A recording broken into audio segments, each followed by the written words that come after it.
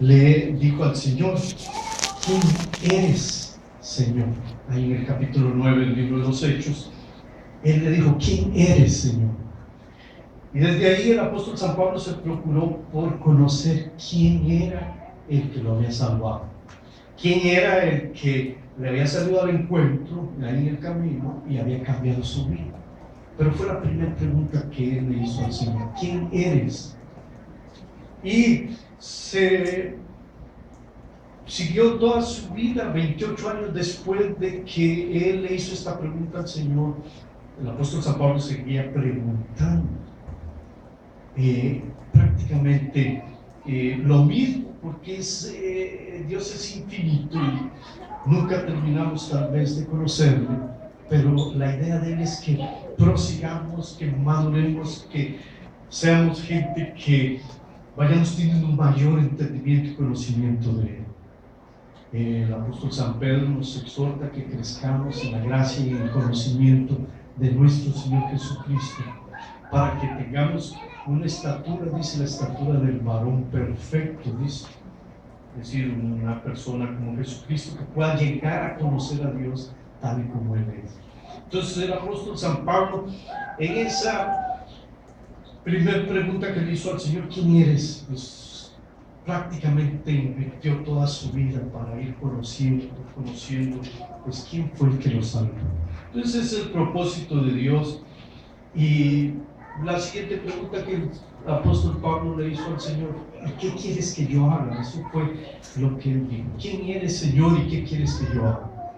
Entonces, si nosotros vamos a conocer a Dios como se preocupó el apóstol San Pablo por conocerlo después de la pregunta que él le hizo, pues vamos a entender qué es lo que Dios quiere que nosotros hagamos.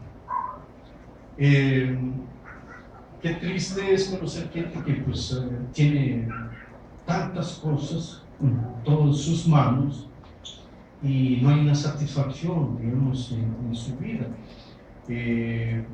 Los hombres y quien sea, digamos, que tengan toda la forma, manera de adquirir, de tener, sea dinero, fama o lo que sea, al final, pues, la mayoría de ellos, muchos han terminado vacíos totalmente, porque nunca encontraron absolutamente un objetivo en su vida.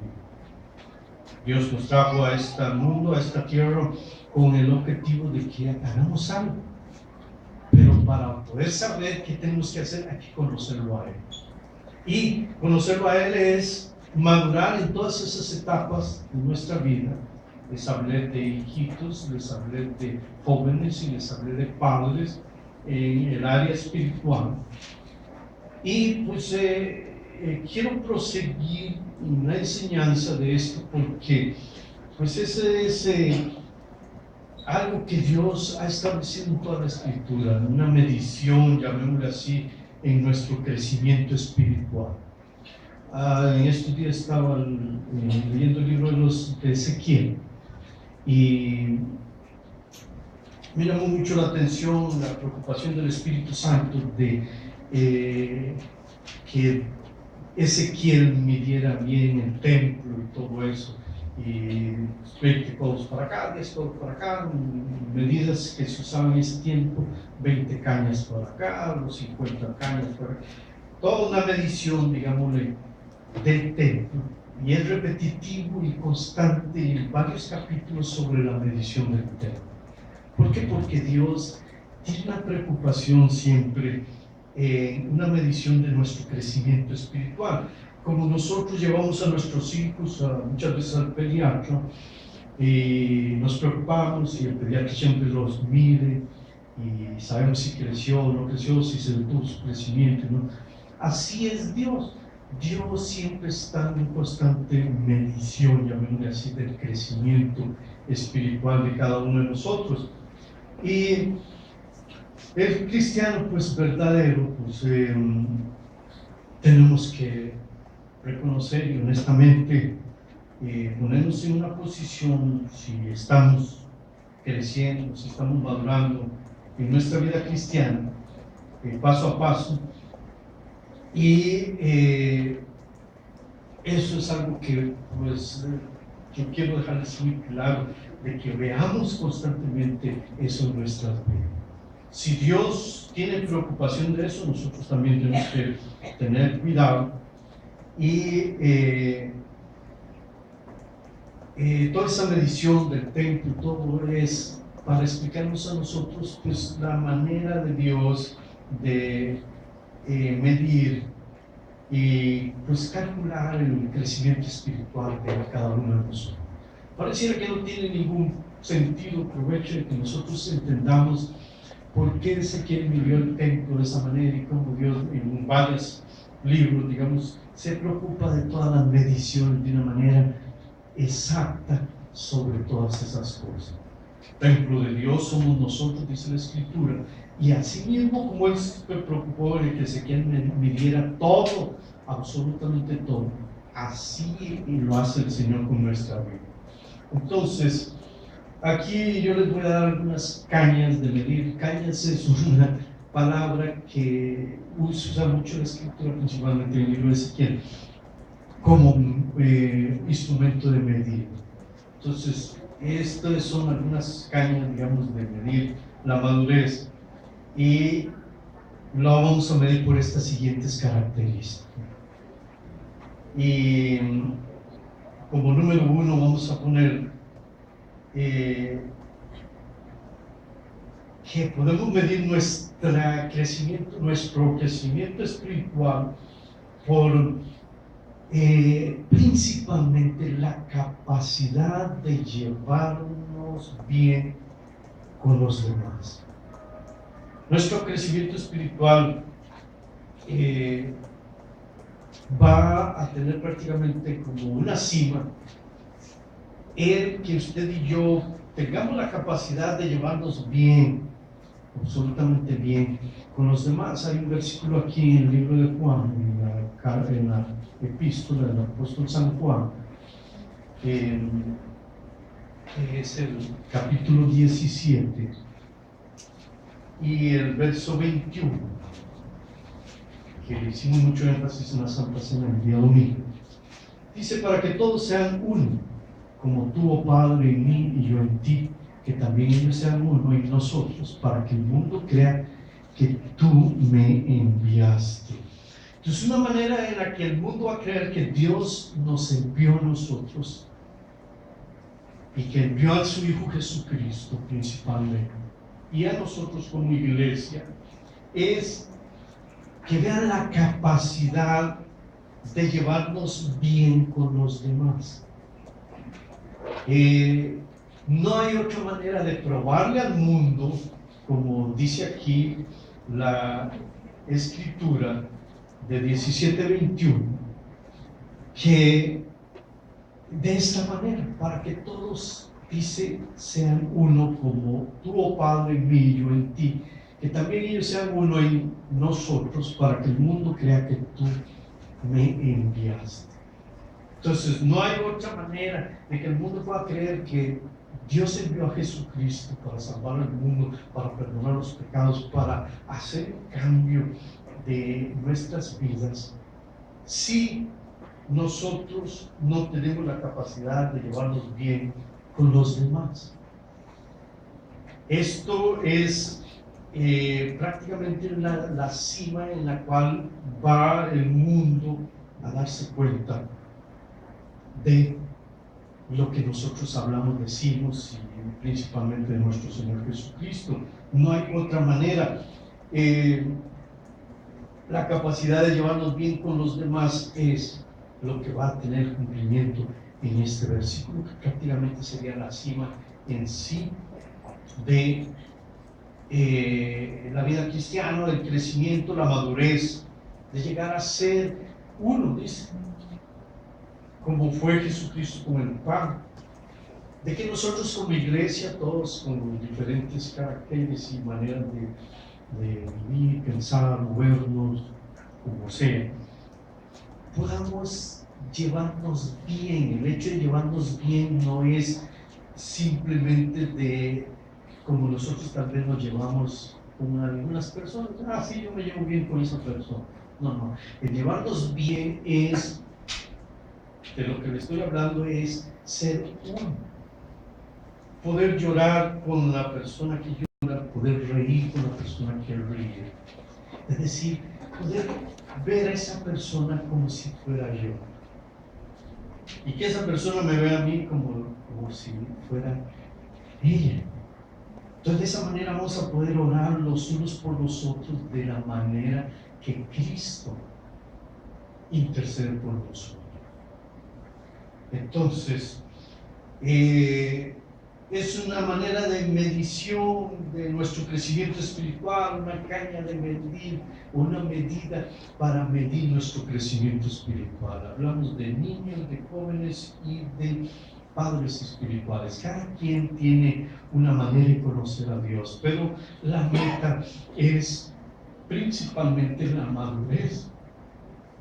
Todos los conflictos que hay en el mundo es por la inmadurez de nuestras vidas. Los matrimonios tienen conflictos por la inmadurez de uno o de otro. Todo trabajos, cualquier cosa que se emprenda donde hay 2, 3, 4 personas, hay conflictos por la inmadurez. Si hubiera madurez, las cosas fueran diferentes, fueran distintas, se podrían resolver los problemas, los conflictos y todas las cosas serían distintas. Pero la inmadurez es lo que ha hecho, digamos, y tiene nuestras vidas y el mundo en completo caos. Por eso a Dios le interesa que maduremos, que crezcamos en el conocimiento de Él. Es una de las cosas que el apóstol Pablo se propuso y fue la primera pregunta que le hizo: Señor, ¿quién eres tú? Y no se quedó ahí, sino que empezó a conocer, a saber y a meterse y a introducirse hasta llegar a conocer quién era el Señor. Al llegar a conocer quién era el Señor, entonces él pudo desarrollar una obra que Dios tenía preparada para él en beneficio de los demás. Y todo eso es exactamente el trabajo que Dios quiere hacer con nosotros. Si todos conociéramos esto, maduráramos y pudiéramos hacer la obra que Dios quiere hacer, afectaríamos a tantas personas, afectaríamos a tanta gente para bien, que el mundo sería distinto, sería diferente, sería otra cosa. Estuve viendo una medición ahí de un hombre, ahí que leí un artículo ahí que el hermano Sedano me envió, y dice que una persona tiene la capacidad para afectar para bien a 15,000 personas. Imagínense, una sola persona tiene la capacidad para poder afectar para bien a 15,000 personas. Entonces imagínense, multiplicamos 15,000 por los que estamos aquí, una cantidad exagerada de gente, la que podríamos bendecir si nosotros primeramente pues crecemos, conocemos a Dios, llegamos a esa unidad con Dios, y esa unidad con Dios va a tener como prácticamente el cumplimiento del primer mandamiento, que es amar a Dios sobre todas las cosas, mente, voluntad, fuerza, como dice la Escritura, y el segundo, que es amar a nuestro prójimo. Entonces, si nosotros llegamos a esto, pues vamos a llegar a una madurez como la que Dios quiere, y entonces vamos a conocerlo a Él y hacer lo que Él quiere que nosotros hagamos. Pablo le dijo: Señor, ¿qué quieres que yo haga? Pablo lo entendió y lo hizo, y hace una bendición por generaciones a causa de los escritos, epístolas que él dejó, y seguirán siendo por generación en generación para muchos.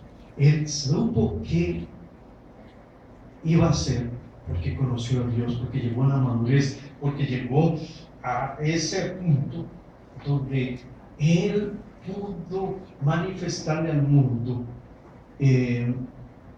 ese amor que él tenía por los demás, de llevarse bien, el amar a esa persona, a las demás personas, fue lo que lo capacitó a él para todo eso. Entonces, como número uno, pues la capacidad de llevarnos bien con los demás es amarnos como Dios nos amó a nosotros, es amar a nuestro prójimo como nos amaríamos nosotros mismos. A nosotros no nos gustaría que nos ofendan, entonces no vamos a ofender. No nos gustaría que nos ultrajen, no vamos a ultrajar, no nos gustaría que nos roben, no vamos a robar. Y esa es la manera de amar a los demás, la manera en la que Dios quiere que lo hagamos. Ahora, como segundo punto de esta medición de madurez, se mide por el grado de contentamiento que usted y yo hemos aprendido a tener, el grado de contentamiento, es decir, el gozo